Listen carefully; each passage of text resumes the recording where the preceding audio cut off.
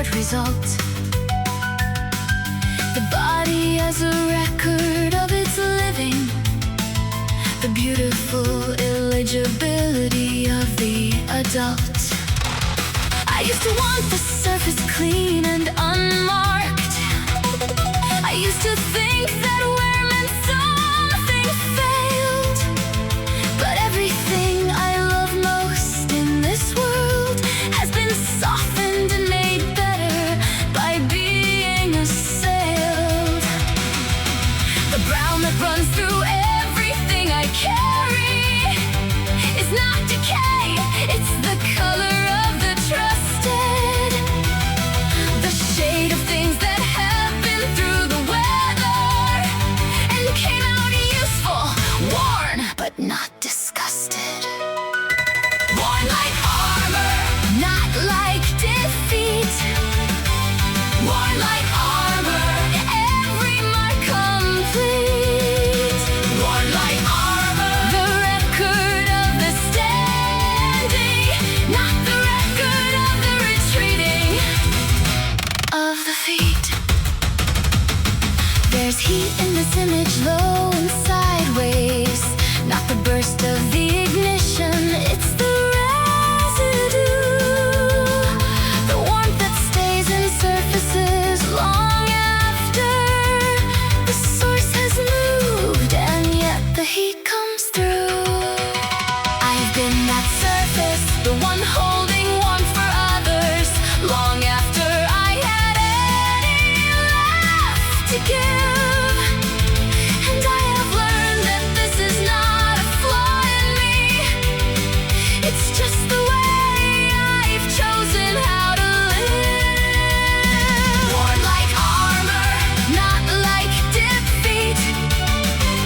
Worn like armor, every mark complete. Worn like armor, the record of the standing, not the record of the retreating of the feet. The arm stretched out in front of me is steady, not because it's rested, it has not been. It's steady from the practice of the reaching, from having held the weight of the unseen.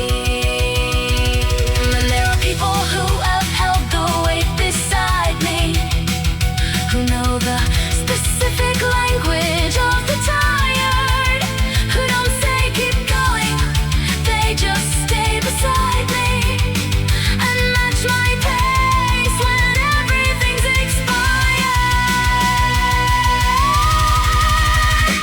Worn like armor, not like defeat. Worn like armor, every mark complete.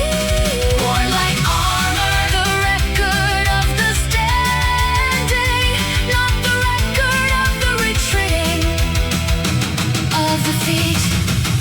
Worn and still here, worn and still moving, worn and still warm, worn and still true. Everything I am has been through something, and everything I am is still for you.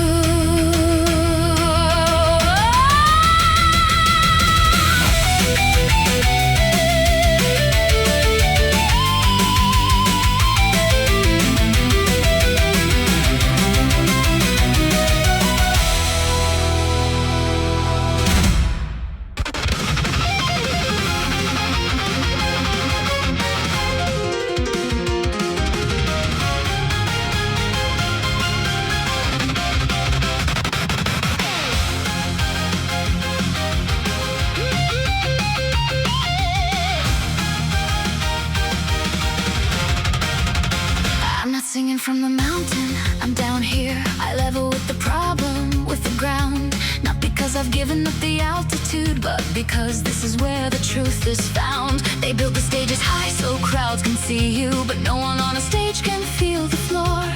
And the floor is where the actual living happens, in the friction in the ordinary core. I've been ground level for a long time running, not falling, stationary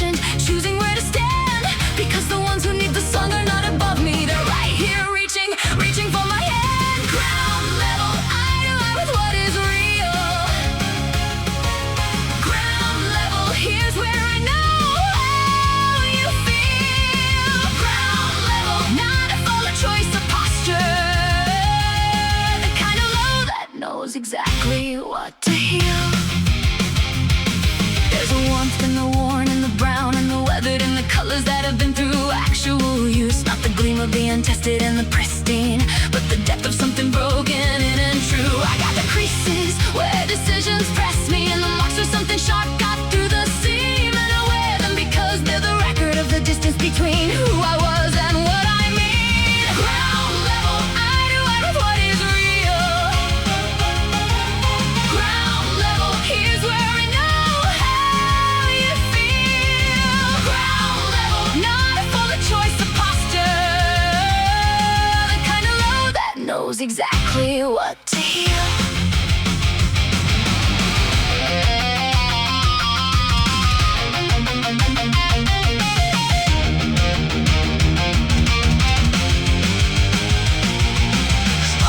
Ground level travel sideways. They move along the surface before they rise, and I have learned to track them in the low light, to read the angle before going for the climb. When I rise from understanding, from having been exactly where you are, not performing empathy from distance, but carrying the weight of it near and far. Ground level, eye to eye with what is real. Ground level, here's where I know how you feel. Ground level, not a full of choice of posture, the kind of low that knows exactly what to heal. Stay low, stay real, stay low, stay close to what matters. Stay low, stay lit, the sparks travel here. Ground level, where the actual changes happen. Ground level, I'll be here, I'll still be here.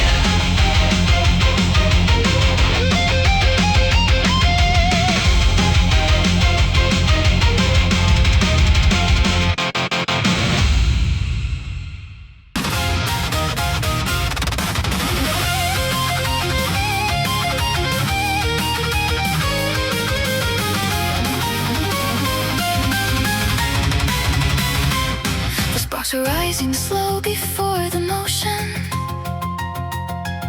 Like every breath I held it turn to light.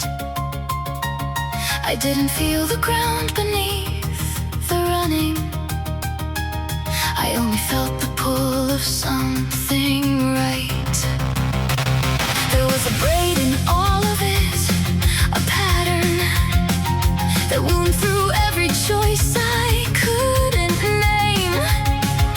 A detail no one sees until it's over.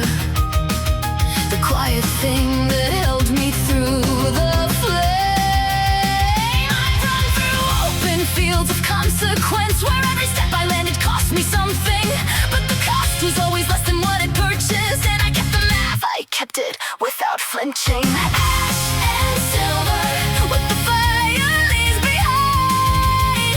Ash and silver, light that changes when refined. Ash and silver, I was both at different moments. Now I'm neither, now I'm something more defined.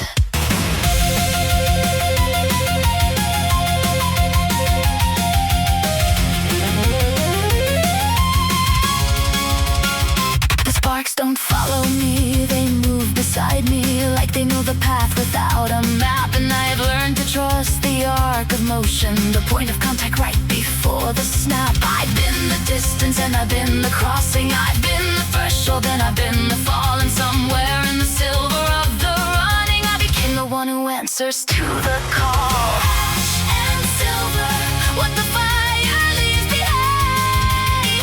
Ash and silver, light that changes when refined. Ash and silver, I was both at different moments. Now I'm neither, now I'm something more defined.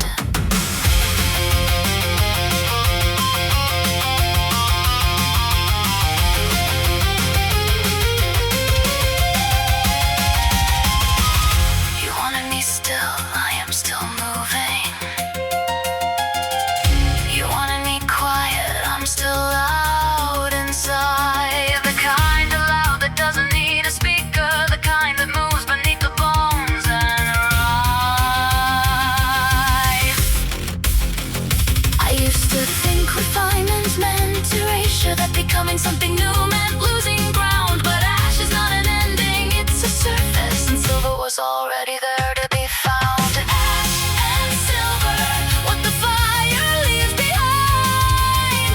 Ash and silver, light that changes when refined. Ash and silver, I was both at different moments. Now I'm neither, now I'm something more defined. I'm still running, silver in the ember, still burning, ash on both my hands. But what I carry now has weight and purpose, and I finally understand.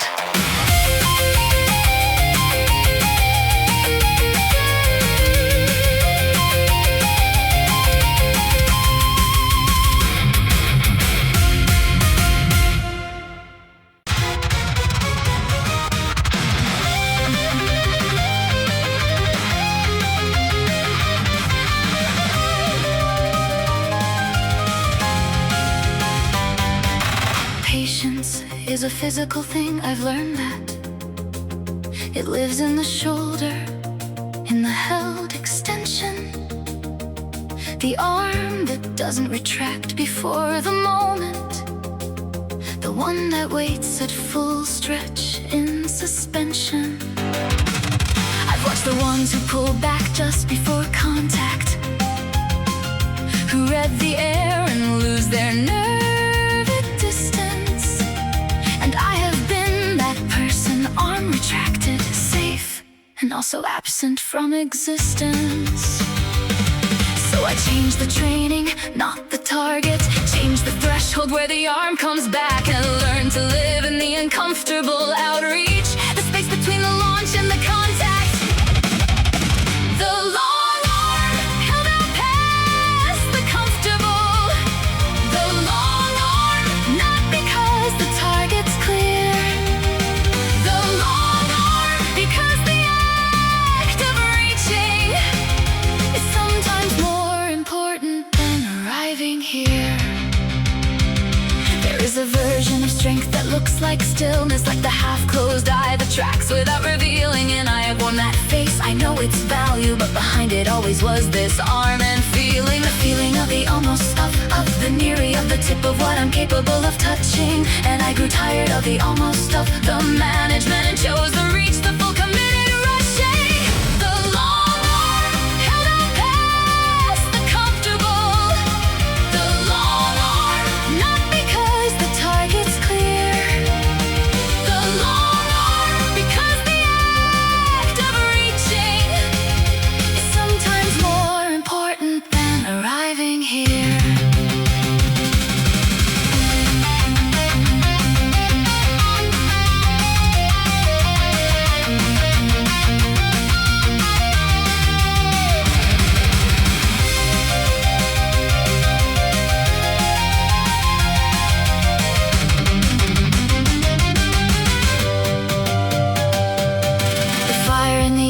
Not dramatic here, it's the ambient heat of effort over time, the kind that builds in things that keep on working in the slow combustion of the long climb. And people ask me, don't you get exhausted? And yes, the arm gets heavy, yes it shakes, but there's a thing I found at the full extension that I have never found in what a retreat makes.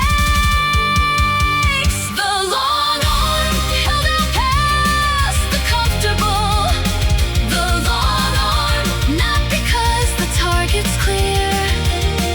The long arm, because the act of reaching is sometimes more important than arriving here. Long arm, still reaching. Long arm, still holding. Long arm, still moving toward whatever waits. The reach itself has made me who I'm becoming, and I'm not pulling back, I'm taking it to the gates.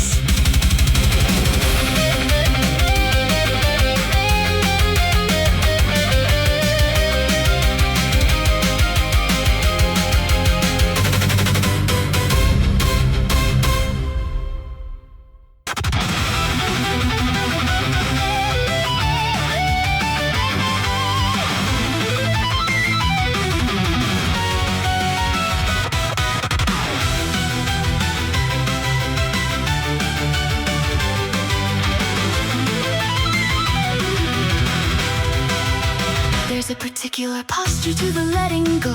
Arm extended fully past the comfortable, like the body has to prove the thing is over before the heart accepts the undeniable. I've held on past the point of usefulness before. I grip things that should have been released miles back, and the cost of that is measured in the shoulder, in the tension that accumulates and stacks.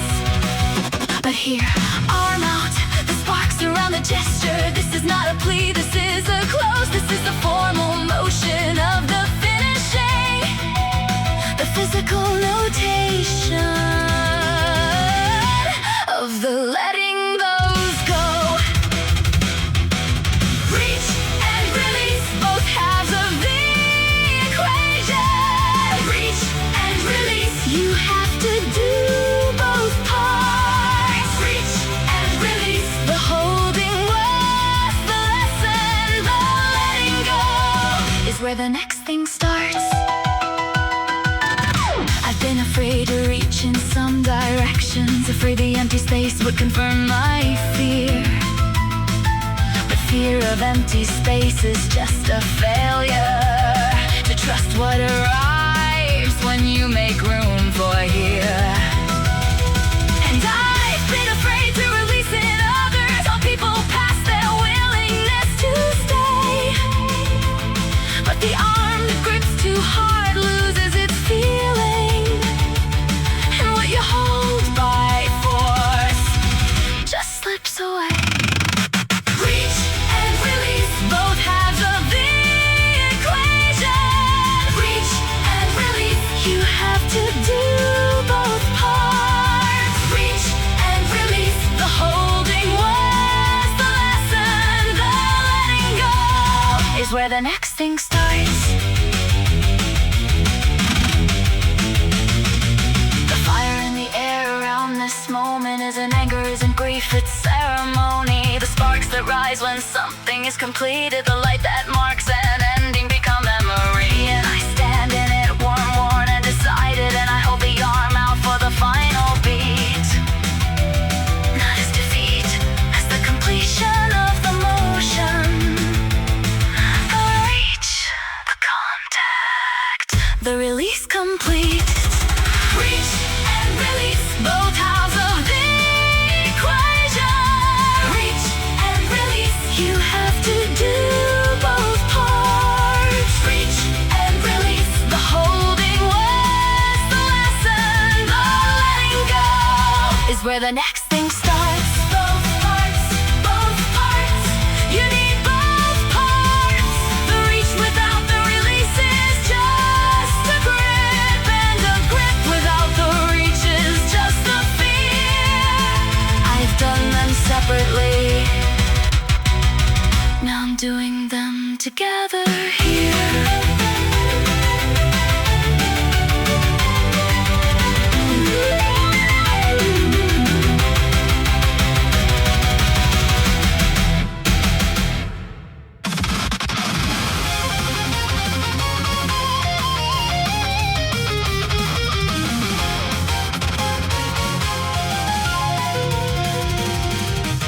Up here the pressure drops and things get simple.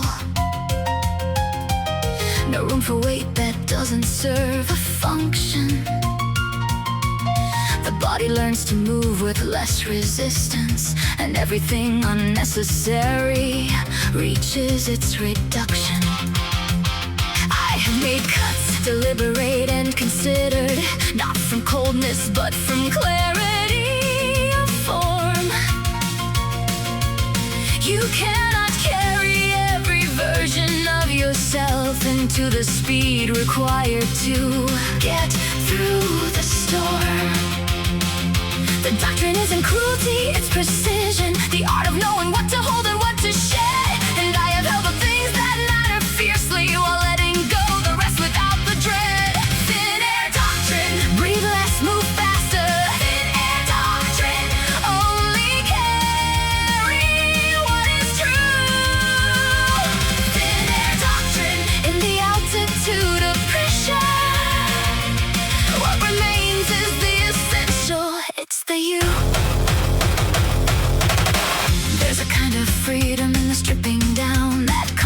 never gets to understand. You find the core of what you're actually built from when everything extraneous is unmanned. And what I found was something bright and narrow, something fast and something strangely light. Not empty, no, the opposite of empty. A concentrated, undiluted right. Thin air doctrine, breathe less, move faster. Thin air doctrine, only carry what is true. Thin air doctrine, in the altitude of pressure, what remains is the essential. It's the you.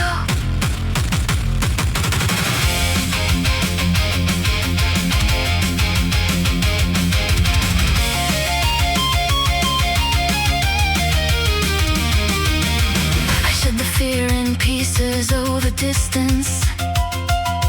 I shed the performance and the need for proof. I shed the version I had made for audiences and found the one that didn't need to have rules. And still, beneath the doctrine and the shedding, I kept the small things, the braid, the held breath, the pace. Human things that tie me to the others who move beside me in the thinning space. Thin air doctrine, breathe less, move faster. Thin air doctrine, only carry what is true. Thin air doctrine, in the altitude of pressure, what remains is the essential. It's the you.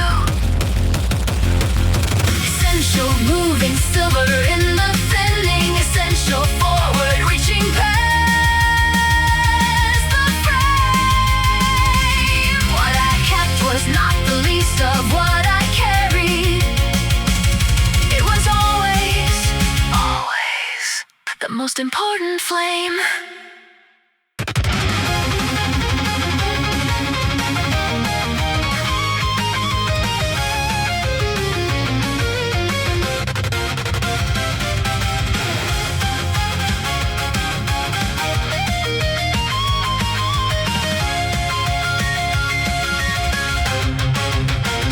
The heat here isn't clean, it's worn and layered.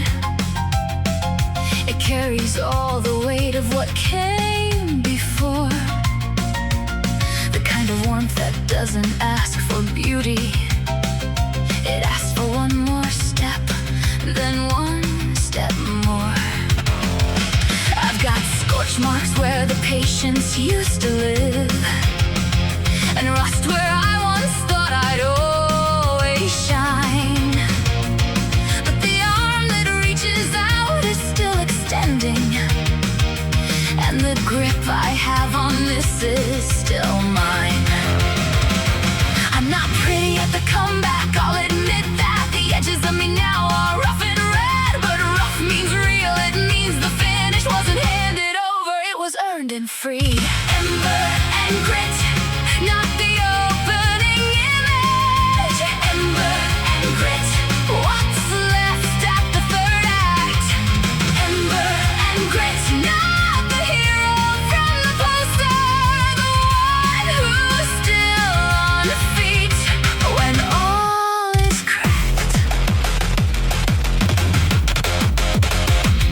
They like to tell the story from the triumph.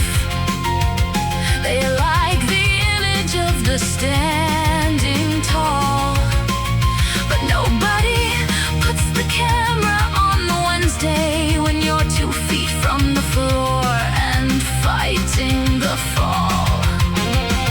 I was there, I've been there more than once now, in the space where dignity requires work, where getting up is not a cinematic moment, it's just the grinding refusal not to shirk. Ember and grit, not the opening image. Ember and grit, what's left at the third act? Ember and grit, not the hero from the poster, the one who's still on feet when all is cracked.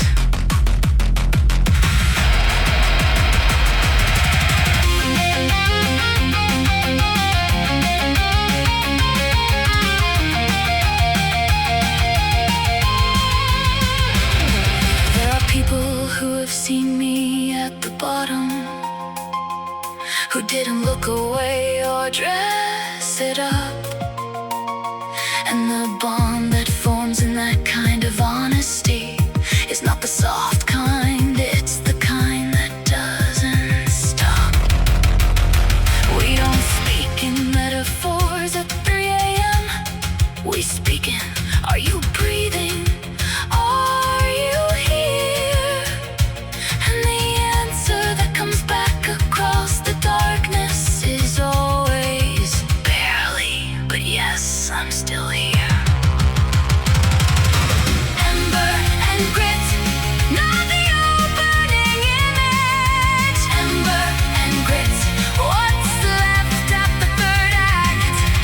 Ember and grit, not the hero from the poster, the one who's still on feet when all is cracked. Barely, but burning, barely, but moving, barely, but I'm still in this, I'm still in this. Ember and grit, the unglamorous version, the one that doesn't end. It just keeps finding the light.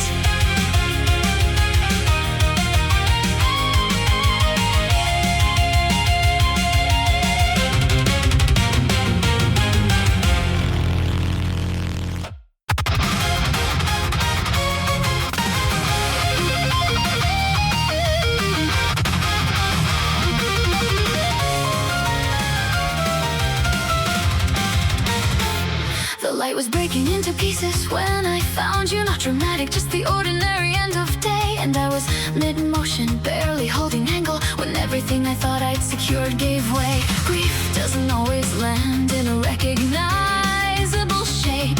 Sometimes it comes as spark, as scatter, as float.